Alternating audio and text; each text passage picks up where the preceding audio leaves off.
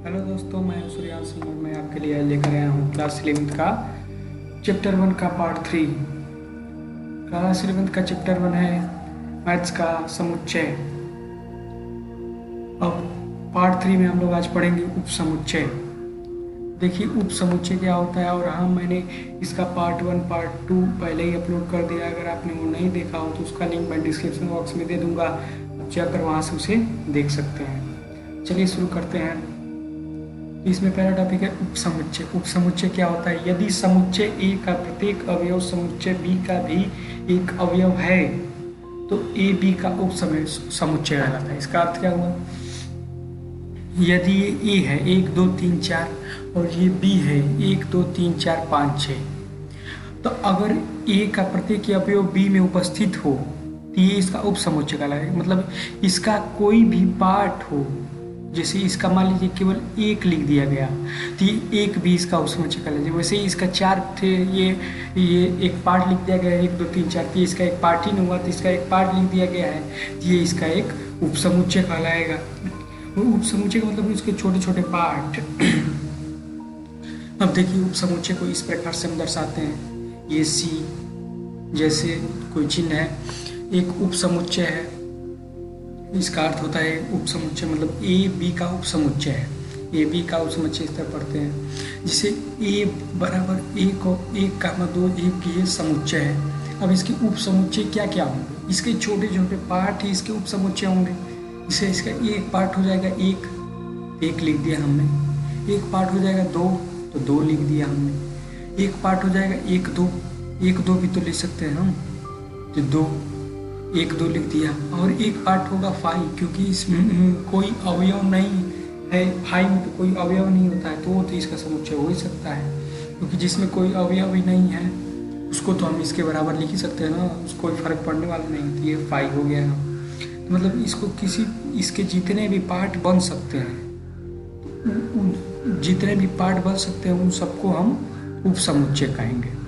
अब मान लीजिए कोई समुच्चय दिया है, उसके पूछ रहा है उपसमुच्चयों की संख्या क्या क्या होगी, कैसे ज्ञात करेंगे? तो उपसमुच्चयों की संख्या ज्ञात करने के लिए हमारे पास फार्मूला है 2n स्क्वायर। 2 की पावर n फार्मूला है। 2 की पावर n फार्मूला है, तो जहाँ n है, n बराबर अवयवों की संख्या। मतलब कोई दिया है, मान लीजिए कि यही समुच्चय दिया है 1 और 2, ये समुच्चय दिया है। अब इसमें पूछ रहा है कि इसके कितने उपसमुच्चय होंगे, तो इस फार्मूले से हम ज्ञात कर सकते हैं 2 की पावर n। अब n का मतलब अवयवों की संख्या, तो इसमें कितने अवयव हैं? 2 अवयव हैं, तो 2 की पावर 2 मतलब 4 इसके उपसमुच्चय होंगे। देखिए 4 उपसमुच्चय निकले हैं। यही उपसमुच्चय की संख्या ज्ञात करने का फार्मूला था। अब अगला है घात समुच्चय, पावर सेट। तो घात समुच्चय क्या होता है? समुच्चय ए के उपसमुच्चयों की संग्रह को घात समुच्चय कहते हैं। इसे पी ए से प्रदर्शित करते हैं। जैसे अब घात समुच्चय क्या होता है? जैसे ए है, ये समुच्चय है 1 2 3। अब इसके जितने भी उपसमुच्चय होंगे, कितने उपसमुच्चय? एक ये होगा, एक ये होगा, 2 ये होगा, 3 1 2 2 3 1 2 3 और 5। इतने हम उपसमुच्चय इसके लिख सकते हैं। बारी बारी पहले एक लिख दिया। जितने भी पार्ट कर सकते हैं हम इसके, अलग अलग जोड़े में भी हो सकता है, बिना जोड़े के भी हो सकते हैं। जितने भी पार्ट हो सकते हैं इसके, वो सब उपसमुच्चय कहलाएंगे। अब उन उपसमुच्चयों को एक साथ लिख के अगर उनका समुच्चय बना दिया जाए तो उसे घात समुच्चय कहेंगे। जैसे अगर 1 2 3 4 कोई कहता है कि प्रथम 5 सम संख्याओं का समुच्चय बनाइए, तो 2 4 6 8 10 लिख के आप उसके बगल में कोष्टक लगा देते तो वो एक समुच्चय बन जाता है। वैसे ही उप समुच्चयों का समुच्चय जब बना देते हैं तो वो घात समुच्चय बन जाता है। जैसे उप समुच्चयों का समुच्चय, ये सब उप समुच्चय हैं। तो इसका जब समुच्चय बनाएंगे तो इसके बगल बगल में मझला ब्रैकेट लगा देंगे तो ये हो जाएगा एक समुच्चय। तो इसे घात समुच्चय कहेंगे। समुच्चयों के उपसमुच्चयों के समुच्चय को घात समुच्चय कहेंगे। अब अगला है सार्वत्रिक समुच्चय, यूनिवर्सल सेट। अब सार्वत्रिक समुच्चय क्या होगा? वह समुच्चय जिसमें सभी समुच्चय समाहित हों उसे सार्वत्रिक समुच्चय कहते हैं। मतलब ऐसा समुच्चय जिसमें सब, जैसे ए दिया है 1 2 3 4 और ये दिया है 2 4 6 8 10, तो इसके लिए अगर सार्वत्रिक समुच्चय अगर हम कहें तो क्या हो जाएगा? हमारे प्राकृतिक संख्या है, 1 2 3 4 ऐसे अनंत तक चला जाएगा। तो इसमें तो ये ए भी आ जाएगा, बी भी आ जाएगा, तो इससे के लिए ये सार्वत्रिक समुच्चय हो गया।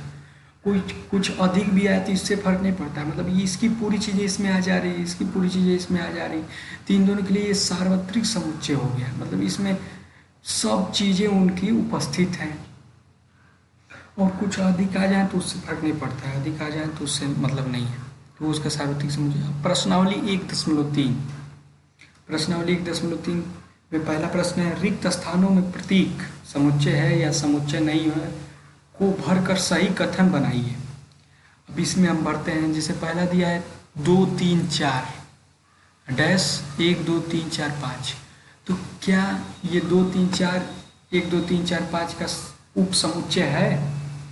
अब देखते हैं, अगर इसके जो उप समुच्चय है उसका सभी जो अवयव हैं वो समुच्चय में मिल जाए तो उसका उप समुच्चय कहलाएगा।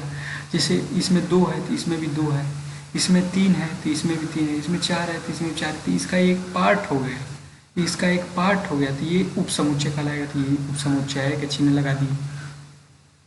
अब अगला है ABC, क्या पूछ रहा है, समुच्चय है BCD का।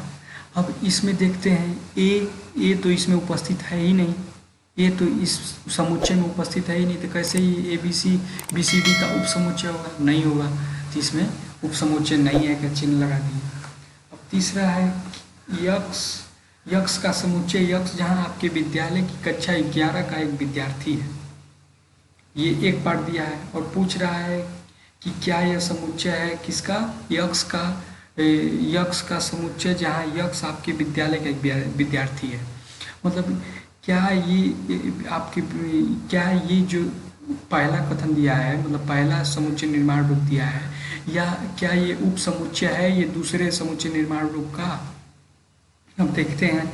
अब पहला समुच्चय निर्माण रूप दिया है कक्षा 11 का एक विद्यार्थी है, ठीक है, कक्षा 11 के विद्यार्थी है, और दूसरा समुच्चय निर्माण रूप दिया है विद्यालय का एक विद्यार्थी, आपके विद्यालय का एक विद्यार्थी। तो विद्यालय के विद्यार्थी में ही तो कक्षा 11 का एक विद्यार्थी आएगा, विद्यालय के विद्यार्थी के अंदर ही तो, विद्यालय के अंदर ही कक्षा 11 होता है, विद्यालय के सभी विद्यार्थियों के अंदर ही तो कक्षा 11 का एक विद्यार्थी आएगा। मतलब विद्यालय का एक पार्ट हो गया ये, मतलब इस समुच्चय का एक पार्ट हो गया, तो ये उप समुच्चय हो गया कहलाएगा, तो उप समुच्चय है का चिन्ह लगा दिए। अब अगला दिया है एक्स का समुच्चय, एक्स किसी समतल में स्थित एक वृत्त है, और अगला पार्ट दिया एक्स का समुच्चय, एक्स एक समान समतल में वृत्त है जिसकी त्रिज्या 1 इकाई है। अब कह रहा है कि जिसकी किसी समतल में स्थित एक वृत्त है, ठीक है, किसी समतल में स्थित एक वृत्त है। अब किसका क्या समुच्चय अगला दिया है?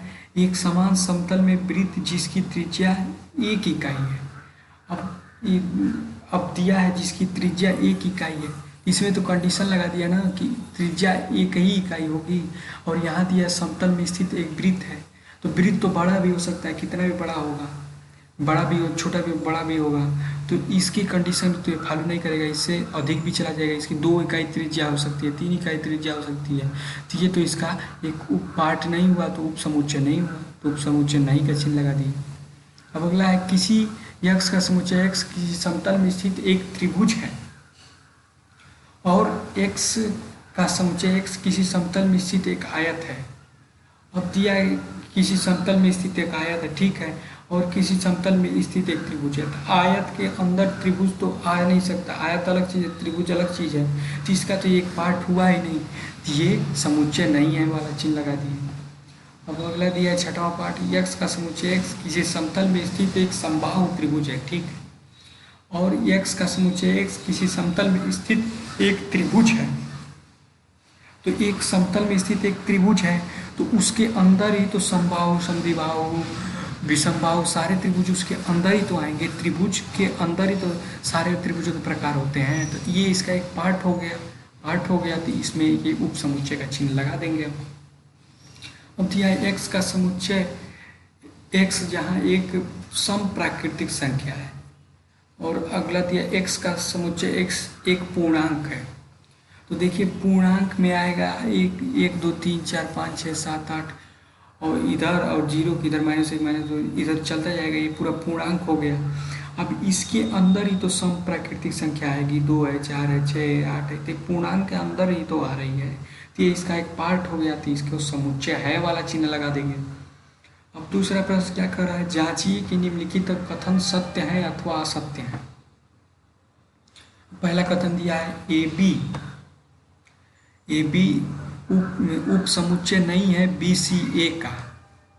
तब देखिए ए बी के सभी अवयव बी सी ए में आ रहे हैं कि नहीं आ रहे हैं। ए आ रहा है, बी भी आ रहा है, तो इसका मतलब ये बी सी ए का ए बी एक पार्ट हो गया।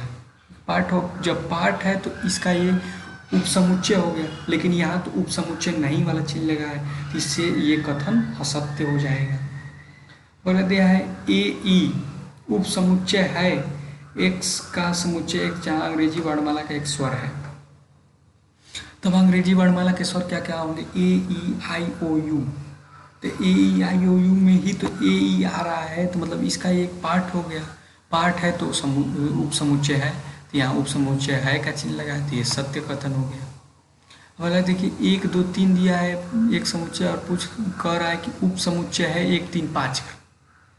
अब इसमें तो 1 है तो ठीक है, इसमें भी 1 है, इसमें 2 है, लेकिन इसमें 2 है ही नहीं, तो ये इसका पार्ट कैसे होगा, नहीं होगा, तो ये कथन असत्य हो गया। अगला दिया है ए, केवल ए दिया है, ए उप समुच्चय है ए बी सी का। ए जो है ए बी सी में उपस्थित है, मतलब एक पार्ट है इसका, तो ये उप समुच्चय है, तो ये कथन सत्य है।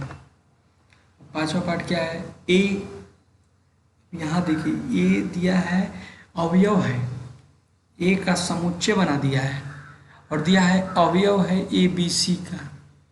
अब किसी भी समुच्चय का अवयव क्या होता है, जैसे 1 2 3 एक समुच्चय दिया, तो उसका अवयव क्या होगा, 1 होगा, 2 होगा, 3 होगा। लेकिन जब उप समुच्चय पूछेगा तब ना उसके अगल बगल ब्रैकेट लगाएंगे, लेकिन जब अवयव पूछेगा तो उसके अगल बगल हम ब्रैकेट नहीं लगाते हैं। तो जब अवयव कहता है तो उसके अगल बगल ब्रैकेट नहीं लगाते हैं, लेकिन यहाँ पर तो लगाया है, यहाँ अवयव का चिन्ह दिया है, यहाँ ब्रैकेट लगाया है, तो यहाँ अवयव का चिन्ह ये गलत है, अवयव नहीं होगा, उप समुच्चय तब होगा, तो ये कथन असत्य है। अब छठवां पार्ट क्या है, x का समुच्चय एक संख्या 6 से कम एक सम प्राकृतिक संख्या है, और x का समुच्चय x एक प्राकृतिक संख्या है जो 36 को विभाजित करती है। अब 6 से कम सम प्राकृतिक संख्याएं क्या क्या होंगी, 2 होगा, 6 से कम सम प्राकृतिक संख्या 2 होगा, 4 होगा, बस, क्योंकि 6 से कम है तो 6 तो लेंगे नहीं, 2 और 4 ही होगा बस। और दूसरा क्या दिया है, x का समुच्चय x प्राकृतिक संख्या जो 36 को विभाजित करती है, तो 36 को विभाजित करने वाली संख्याओं में 2 और 4 भी उपस्थित है। 36 को विभाजित करने वाली संख्याओं में 2 और 4 भी उपस्थित है, तो मतलब 2 और 4 का ये समुच्चय इसका एक पार्ट है, तो ये उप समुच्चय है, तो यहाँ उप समुच्चय का चिन्ह दिया, तो ये कथन सत्य हो गया। अब तीसरा क्वेश्चन क्या कर रहा है, मान लीजिए कि ए जो है समुच्चय 1 2 3 और 3 4 को एक अवयव बना दिया है, और 5 ये कोष्ठ में कर दिया, मतलब ये एक साथ है तो इसको एक अवयव माना जाएगा। अवयव जैसे 2 है वैसे ही 3 4 है, तो ये पूरा को एक साथ कर दिया, मतलब ये एक अवयव है ए का। निम्नलिखित में से कौन का कथन सही नहीं है और क्यों। अब पूछ रहा है कि 3 और 4 कोष्ठ में 3 और 4 जो है उप समुच्चय है ए का। तो अब उप समुच्चय क्या होता है, जिसके अगल बगल कोष्ठ लगा हो और उसका पार्ट हो। इसे अगर हम 1 लिख दें तो 1 तो ए का उप समुच्चय नहीं होगा, वो तो अवयव होगा। वैसे ही इसका एक अवयव है 3 4, तो 3 4 बस हम लिख दें, कोष्ठ इसमें दिया है, तो मतलब ये अवयव इसी प्रकार है, तो इसको सीधा हम उठा के लिख दें तो ये तो एक अवयव ही तो होगा, ये उप समुच्चय तो हो नहीं जाएगा। उप समुच्चय के लिए इसके अगल बगल ब्रैकेट एक और लगाना पड़ेगा, तब ये उप समुच्चय होगा, तो ये तो एक अवयव है इस समय, तो ये यहाँ उप समुच्चय का चिन्ह दिया है, इसलिए ये असत्य है, क्योंकि ये 3 4 ए का एक अवयव है। अब दिया है 3 4 ये अवयव है ए का, तो 3 4 अवयव ही तो है, तो ये कथन सत्य है, क्योंकि 3 4 ए का एक अवयव है। अब देखिए अब दिया है कोष्ठ लगा के, दो कोष्ठ, तीन का बचा है। अब ये कह रहा है ये उप समुच्चय है ए का, तो किसी भी अवयव उसका, किसी भी समुच्चय के किसी अवयव के अगर अगल बगल को कोष्ठ लगा दिया जाए, मंझला कोष्ठक, तो वो उसका उप समुच्चय बन जाता है। तो ये एक अवयव है ए का, इसके अगल बगल मंझला कोष्ठक लगा दिया गया तो ये इसका उप समुच्चय बन गया। तो ये कथन सत्य है क्योंकि ये ए का उप समुच्चय है। एक ए का अवयव है, देखिए एक जो है ए में उपस्थित है, तो ये एक ए का अवयव है क्योंकि एक ए का अवयव है। अब पूछ रहा है एक ए का उप समुच्चय कैसे होगा, उसके बगल में कोष्ठ तो है नहीं, तो ये असत्य होगा। यहाँ सत्य लिख दिए हैं, यहाँ और छूट गया है, तो यहाँ असत्य होगा, असत्य, क्योंकि ये एक का अवयव है, उप समुच्चय तो है नहीं, इसलिए यहाँ असत्य होगा। छठवां पाठ 1 2 5 ये समुच्चय बना दिया है इसका, तो ये पूछ रहा है उप समुच्चय है ए का, तो 1 2 5 देखा जाए, 1 है, 2 है, 5 है और उसके अगल बगल मंझला कोष्ठक लगा दिया गया है, तो ये उसका पार्ट बन गया, तो ये उप समुच्चय बन गया, तो ए का उप समुच्चय होगा क्योंकि 1 2 5 ए का उप समुच्चय है। अब पूछ रहा है क्या 1 2 5 ए का अवयव है, कोष्ठ लगाया हुआ है, तो कोष्ठ लगाया हुआ कभी अवयव होगा ही नहीं, क्योंकि जब एक केवल उसका अवयव है, 2 केवल उसका अवयव है, 3 केवल उसका अवयव है, 1 2 5 केवल उसका अवयव है, उसका कोष्ठ में नहीं उसमें दिया है, तो कोष्ठ जब लगा देंगे तो उप समुच्चय बन जाएगा, क्योंकि 1 2 5 ए का उप समुच्चय है, तो इसलिए कथन असत्य होगा। अब 8वां 1 2 3 कोष्ठ में लगाया है और कहा है कि ए का उप समुच्चय है क्या ये, तो 1 2 3 हम देखते हैं, 1 2 3 1 है, 2 है, लेकिन 3 तो है ही नहीं इसमें, 3 4 एक अवयव एक साथ में है, तो इसको हम 3 कैसे बस ले लेंगे, 3 नहीं ले पाएंगे, तो इसलिए ये असत्य हो जाएगा क्योंकि 3 तो है ही नहीं, क्योंकि 3 ए का अवयव है ही नहीं। अब फाई क्या ए का अवयव है, तो फाई जो है हर सेट का उप समुच्चय होता है, अवयव नहीं होता है, उप समुच्चय होता है, असत्य क्योंकि फाई ए का उप समुच्चय होता है। अब फाई कह रहा है फाई ए का उप समुच्चय है, तो ये सत्य कथन हो जाएगा क्योंकि फाई तो हर सेट का उप समुच्चय हो जाएगा। अब फाई का इसने फिर एक बार और समुच्चय बना दिया है और पूछ रहा है क्या ए का उप समुच्चय है, तो अगर 1 2 3 एक सेट दिया है, 1 2 3 एक सेट दिया है और उसका कहा है कि एक कोष्ठ लगा दिया है एक के अगल बगल और कहा है कि एक उप समुच्चय है, ठीक है, तो ये सही हो जाएगा। लेकिन अगर 2 कोष्ठ लगा दिया तब उसका कोई मतलब रह जाएगा, तब तो लगेगा कि कोष्ठ ए अवयव है, तो ये कथन साफ साफ गलत हो जाएगा क्योंकि यहाँ एक और कोष्ठ नहीं लगाएंगे, फाई तो खुद ही उप समुच्चय है, तो उसके अगल बगल हम कोष्ठ क्यों लगाएंगे, तो असत्य क्योंकि फाई ए का समुच्चय है, फाई केवल ए का उप समुच्चय। अब चौथा प्रश्न निम्नलिखित समुच्चयों के सभी उप समुच्चय लिखिए। अब जैसे पहला दिया है ए का उप समुच्चय क्या क्या हो जाएगा, ए हो जाएगा और फाई हो जाएगा क्योंकि फाई तो सबका होता है, क्योंकि फाई इसलिए सबका होता है क्योंकि फाई में कोई अवयव उपस्थित ही नहीं, तो फाई को हम सबके उप समुच्चय में लिख ही सकते हैं, जब कोई अवयव ही नहीं है कोई फर्क पड़ता ही नहीं। दूसरा दिया है ए बी, इसका उप समुच्चय क्या क्या होगा, एक तो केवल ए लिख सकते हैं हम, एक तो केवल बी लिख सकते हैं और एक ए बी साथ में लिख सकते हैं और एक फाई, इसके ये 4 उप समुच्चय हो। तीसरा क्या है 1 2 3 के उप समुच्चय बनाइए, बताइए, तो 1 1 हो गया, 2 हो गया, 3 हो गया, 1 2 हो गया, 2 3 हो गया, 1 3 हो गया, 1 2 3 हो गया और फाई हो गया, ये इसके उप समुच्चय निकल गया। और फाई का उप समुच्चय, तो फाई का उप समुच्चय केवल फाई ही होगा, फाई का उप समुच्चय सीधे फाई लिख देंगे। इससे अगर 1 2 3 है तो इसके उप समुच्चय में 1 2 3 आ रहा है क्योंकि ये इसको एक पार्ट भी तो मान सकते हैं इसका, तो वैसे ही फाई के उप समुच्चय में फाई आएगा केवल। 5वां प्रश्न दिया है कि पी ए मतलब एक घात समुच्चय के कितने अवयव हैं यदि ए फाई है, यदि ए फाई है तो ए के घात समुच्चय के कितने अवयव हैं, तो ठीक है ए फाई है तो ए के उप समुच्चय पहले निकाल दें हम। घात समुच्चय क्या होता है, उप समुच्चयों का समुच्चय होता है, तो पहले हम उप समुच्चय निकाल दें, तो फाई के उप समुच्चय क्या होंगे, केवल फाई ही होगा। अब इसका हम समुच्चय बना दे रहे हैं तो घात समुच्चय में निकल जाएगा। तो इसका हमने कोष्ठ लगा के समुच्चय बना दिया पाई का। तो ये पी ए का घात समुच्चय बन गया। तो पूछा इसमें कितने अवयव है, इसमें तो केवल फाई है, मतलब एक ही अवयव है। तो पी ए का एक ही अवयव है। अब छठवां, निम्नलिखित अंतराल रूप में लिखिए। निम्नलिखित अंतराल रूप मतलब हमने पहले इस चैप्टर के सबसे पहले वीडियो में मैंने बताया था आप लोगों को ओपन ब्रैकेट और क्लोज ब्रैकेट लगा कर लिखने का। तो वही ये कह रहा है कि ओपन ब्रैकेट और क्लोज ब्रैकेट लगा के लिखिए। तो इसमें मतलब ये थोड़ा रिवाइज हो जाए कि जो क्लोज ब्रैकेट की तरफ रहता है सटा सटा, उसे हम नहीं लेते हैं उसके मान में, और जो ओपन ब्रैकेट की तरफ रहता है सटा सटा मतलब बंद कोष्ठक, उसे हम नहीं लेते हैं उसके मान में। लेकिन जो क्लोज ब्रैकेट की तरफ रहता है उसे हम लेते हैं, मतलब जो बड़ा वाला ब्रैकेट है उसे क्लोज ब्रैकेट कहेंगे, जो छोटा वाला है उसे ओपन ब्रैकेट कहेंगे। तब यहाँ क्या दिया है, x का समुच्चय x एक रियल नंबर है, ठीक है, और -4 x जो है -4 से बड़ा है और 6 के बराबर है और छोटा है। तो -4 से बड़ा है तो इसका मतलब -4 तो आएगा नहीं, तो ओपन ब्रैकेट हमने लगा दिया।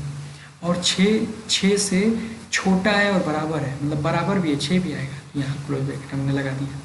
वैसे ये भी है, x का समुच्चय x एक रियल नंबर है और x -12 से बड़ा है और -10 से छोटा है। तो दोनों न -12 आ रहा है x में, न -10 आ रहा है x में, तो दोनों हम ओपन ब्रैकेट लगा के इस तरह लिख देंगे, -12 -10। दिया है x का समुच्चय x एक रियल नंबर है, x का समुच्चय x एक रियल नंबर है और 0 के बराबर या बड़ा है और 7 से छोटा है, मतलब 0 के बराबर भी है और बड़ा भी है, मतलब 0 भी आएगा उसमें, तो इधर हम क्लोज ब्रैकेट लगा देंगे 0 की साइड, और 7 से छोटा है, मतलब 7 नहीं आएगा तो इधर ओपन ब्रैकेट लगा देंगे हम 7 की साइड। अब चौथा प्रश्न है, x का समुच्चय x एक प्राकृतिक संख्या है और 3 के बड़ा या उसके बराबर है और 4 से छोटा या उसके बराबर है, मतलब इसमें 3 और 4 दोनों आएंगे, दोनों तरफ हम क्लोज ब्रैकेट लगा के 3 और 4 को हम लिख देंगे। 30 का अंतराल रूप में हमने लिख दिया। अब 7वां क्वेश्चन क्या है, निम्नलिखित अंतरालों को समुच्चय निर्माण रूप में लिखिए। मतलब अंतराल दिया है, इसका समुच्चय निर्माण रूप में लिख देना है। तो यहाँ दिया है ओपन ब्रैकेट लगा के -3 -3 और 0, तो जो भी ओपन ब्रैकेट की तरफ रहेगा वो तो आएगा ही नहीं x के मान में। तो जैसे हम इसका अंतराल समुच्चय निर्माण रूप में लिख देंगे, x का समुच्चय x एक रियल नंबर है और -3 x -3 से बड़ा है और 0 से छोटा है, ना -3 आ रहा है ना 0 आ रहा है। यहाँ भी देखिए जो ओपन ब्रैकेट की तरफ आता है वो तो आता नहीं है, तो ये समुच्चय निर्माण रूप इसका लिख देंगे। और 6 और 12 क्लोज ब्रैकेट लगाया दोनों तरफ, मतलब 6 भी आएगा 12 भी आएगा, तो इसको हम इस प्रकार लिख देंगे, एक x का समुच्चय x एक रियल नंबर है और x 6 के बराबर है या बड़ा है और 12 से छोटा है या बराबर है, ऐसे लिख देंगे। अब देखिए 6 और 12 लिखा है, 6 की तरफ ओपन ब्रैकेट 12 की तरफ क्लोज ब्रैकेट, मतलब 6 की तरफ ओपन ब्रैकेट है तो 6 नहीं आएगा, 12 की तरफ क्लोज ब्रैकेट है 12 आएगा। तो x का समुच्चय x एक रियल नंबर है और 6 नहीं आएगा तो 6 से बड़ा है x, और 12 आएगा तो 12 के छोटा है या बराबर है, 12 आ गया। यहाँ दिया है -23 का 5, -23 पे क्लोज ब्रैकेट 5 पे ओपन ब्रैकेट। तो x का समुच्चय x एक रियल नंबर है, -23 आएगा तो -23 से बड़ा है या बराबर है, 5 नहीं आएगा क्योंकि ओपन ब्रैकेट है, तो 5 से छोटा है, तो इसका समुच्चय निर्माण रूप हमने लिख दिया। अब दिया है अगला प्रश्न, निम्नलिखित का सार्वत्रिक समुच्चय बनाइए जिसमें सब कुछ आ जाए। अब दिया है समकोण त्रिभुज का समुच्चय, समकोण त्रिभुज का समुच्चय जिसका सार्वत्रिक समुच्चय पूछा है, तो समकोण त्रिभुज किसके अंतर्गत आएगा, त्रिभुज के अंतर्गत आएगा, तो त्रिभुजों का समुच्चय इसका सार्वत्रिक समुच्चय होगा। त्रिभुजों का समुच्चय में पूरा समकोण त्रिभुज आ जाएगा क्योंकि इसका एक पार्ट है, तो त्रिभुजों का समुच्चय इसका सार्वत्रिक समुच्चय हो। उसी प्रकार समद्विबाहु त्रिभुज का त्रिभुजों का समुच्चय, तो इसका भी सार्वत्रिक समुच्चय त्रिभुजों का समुच्चय हम लिख सकते हैं, क्योंकि त्रिभुजों के समुच्चय में पूरी तरीके से समद्विबाहु त्रिभुजों का समुच्चय समाहित हो जाएगा, तो इसका एक ये सार्वत्रिक समुच्चय हो गया। अब 9वां प्रश्न दिया है, समुच्चय A 1 3 5, बी 2 4 6 और सी 0 2 4 8 प्रदत्त है। इन तीनों समुच्चयों ए बी सी के लिए निम्नलिखित में से कौन सा सार्वत्रिक समुच्चय है? मतलब इन तीनों के सभी अवयव उस समुच्चय में उपस्थित हो तो वो उसके लिए सार्वत्रिक समुच्चय होगा। अब देखिए इसमें 0 है, ठीक है, 0 सी में है। देखिए इसमें 1 है, इसमें भी 1 है, इसमें 3 है, इसमें भी 3 है, इसमें 5 है, इसमें भी 5 है, इसमें 2 है, इसमें भी 2 है, इसमें 4 है, इसमें भी 4 है, इसमें 6 है, इसमें भी 6 है, इसमें 2 है, इसमें 0 है, उस सी में 0 है, इसमें भी 0 है, इसमें 2 है, इसमें भी 2 है, इसमें भी 4 है, इसमें भी 4 है, इसमें 6, इसमें भी 6 है, इसमें 8 है, लेकिन इसमें 8 उपस्थित नहीं है। तो सी का एक या अवयव तो इसमें उपस्थित है ही नहीं पहले वाले में, तो ये इसका सार्वत्रिक समुच्चय नहीं होगा। अब दूसरा दिया है 5 में कोई अवयव ही नहीं है, तो इन सब के अवयव कहाँ से उपस्थित होंगे उसमें, तो ये भी गलत हो गया। अब तीसरा ऑप्शन हम देखते हैं।